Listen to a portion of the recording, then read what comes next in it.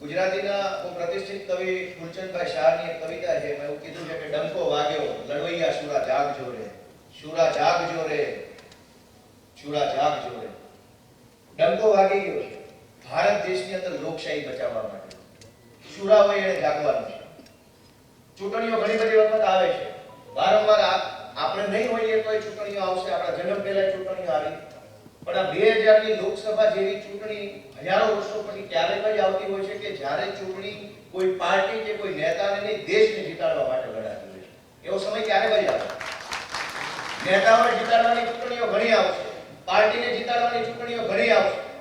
ભારતને બચાવવા માટેની, ભારતની અંદર લોકશાહી બચાવવા માટેની અને લોકશાહીની અંદર પણ બંધારણીય સંસ્થાઓ બચાવવાની આ ચૂંટણી આવી છે. એટલે એમ કહેવાનું છે લડવૈયા શુરા જાગજો, ડંકો વાગ્યો છે. આપણી સૌની જવાબદારી બને છે કે આપણે આ ચૂંટણીની અંદર આપણું સર્વસ્વ હોમી દઈએ અને આમ આદમી પાર્ટીને ઇન્ડિયા ગઠબંધનને જીતાડવા માટે થઈ અને પૂરો આપણે બલિદાન આપીએ, ત્યાગ આપીએ.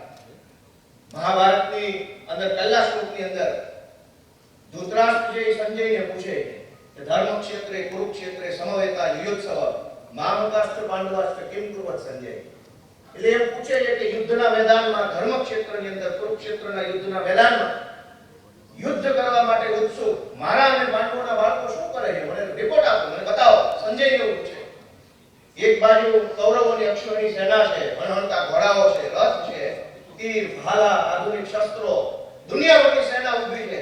એક વખત ઓર્ડર છૂટે અને ખેદાન મેદાન કરી નાખતી સેના ઊભી છે. એક બાજુ ઈમાનદારીથી, નિષ્ઠાથી, સત્ય સાથે લઈને ઉભેલા 5 પાંડવો છે અને 5 પાંડવો સાથે ઈશ્વર તરીકે ભગવાન શ્રી કૃષ્ણ સાથે ઉભા છે.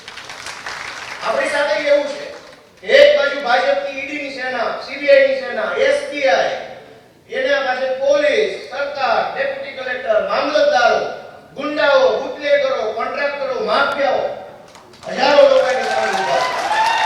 અને એક બાજુ અરવિંદ કેજરીવાલ, ભગવત માન, આપણા જેવા નાના નાના સૈનિકો ઉભા છે. આપણી સાથે સત્ય છે, આપણી સાથે ઈશ્વર છે.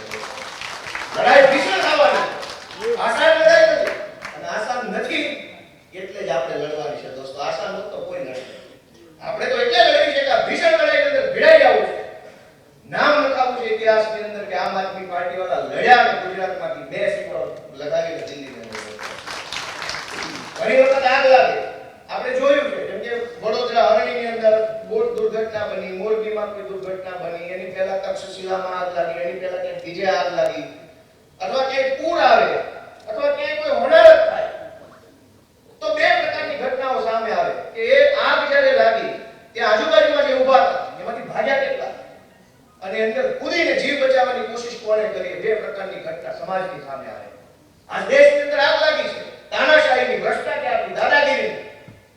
આપણું નામ ભાગી જવા વાળામાં લખાવું છે કે કૂદીને બચાવવા વાળામાં લખાવું છે? આપણા બધા નામ આપણે જોઈએ કે જ્યારે કોઈ ઘટના બને એટલે ફોટો આવે કે ઢેકણાભાઈએ કૂદ્યા અને 4 છોકરાનો જીવ બચાવ્યો.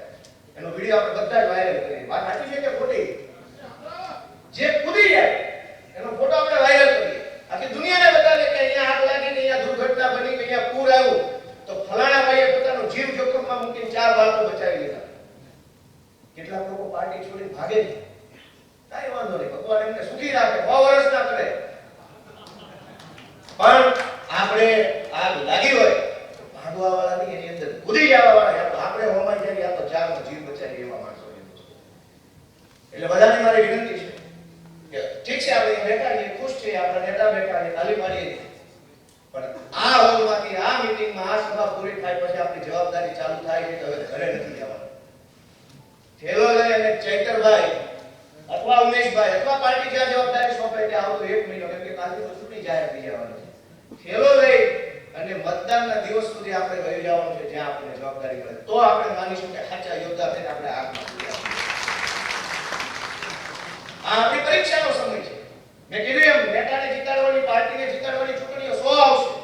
આ ભારતને જીતાડવાની ચૂંટણી જે આપણા બાળકોને કહી શકશું કે અમારા સમયમાં તો એવી ચૂંટણી આવેલી, કરો એ ભરોની લડાઈ થઈ અને એમાં તમારા દાદા કે તમારા બાપા જે આગળ કરતા હતા એવું કહી શકશું આપણે. આપણને એની ખુશી થશે, ગર્વ થશે. એટલે બધાને મારી વિનંતી કે આપણે બધાએ પૂરી તાકાતથી આ ચૂંટણીની અંદર ઝંપલાવીએ. આપણને ઉમેદવાર તરીકે ભાઈ શ્રી ચૈતરભાઈ, ઉમેશભાઈ બહુ સરસ માણસ મળ્યા છે. સમાજમાં આપણે જોઈએ કે ભાજપ વાળા ધમકી મારવાનું છોડો, ધમકી તો ધંધો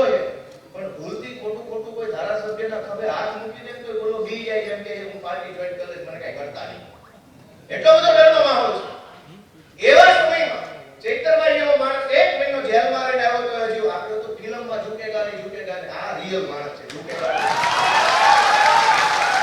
ફિલ્મમાં તો શું છે, એને કીધું હોય તારા ઝૂકેગા નહીંનો ડાયલોગ બોલવાનો છે એટલે બોલી નાખે. રિયલ લાઈફમાં એ ઝૂકી જાય, વાજેવાળા ધોકો પછાડે. અસલ ઝૂકેગા નહીં જો કોઈ હોય તો ચૈતરભાઈ વસાવાય બેઠા જેલમાં.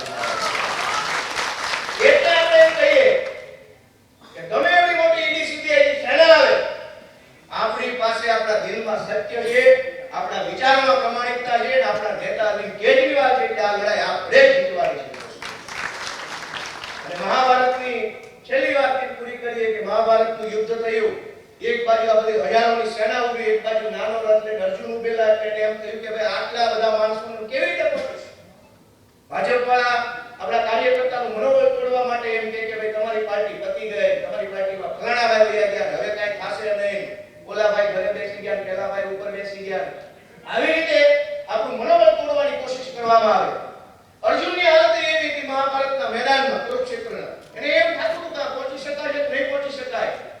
અમારા બેટા કૌરવો તો બધું મોટું લઈને આવ્યા.